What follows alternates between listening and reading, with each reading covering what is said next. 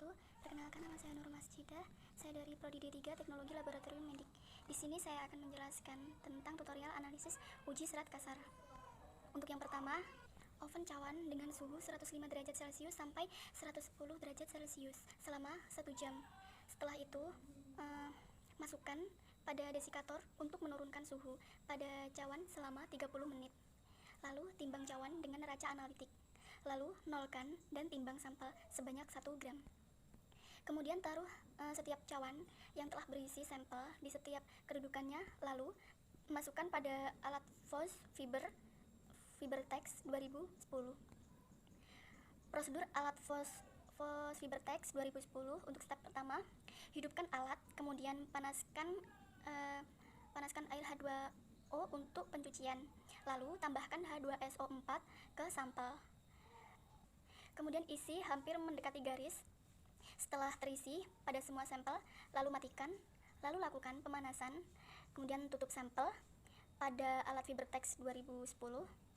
Kemudian atur suhu sampai 8, kemudian tunggu semua bahan sampai mendidih.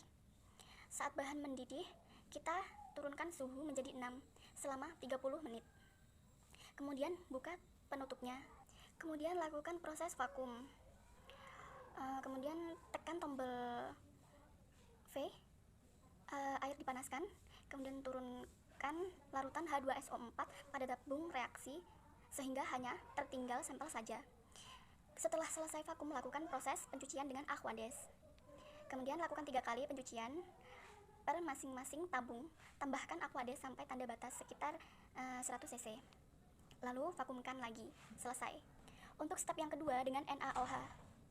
Tekan tombol R1, lakukan proses vakum. Pindahkan sampel tadi ke alat yang lebih kecil. Kemudian tambahkan aseton setengah dari cawan. Tunggu selama 10 menit. Vakumkan. Proses selesai. Lalu di oven pada suhu 105 derajat Celcius sampai 110 derajat Celcius. Tunggu selama 3 jam. Lalu masukkan pada desikator. Setelah itu timbang. Kemudian panggang 60 derajat Celcius selama 3 jam. Kemudian masukkan pada desikator. Lalu timbang kembali, kemudian dicuci. Untuk hasil dari penimbangan tadi, masukkan pada rumus.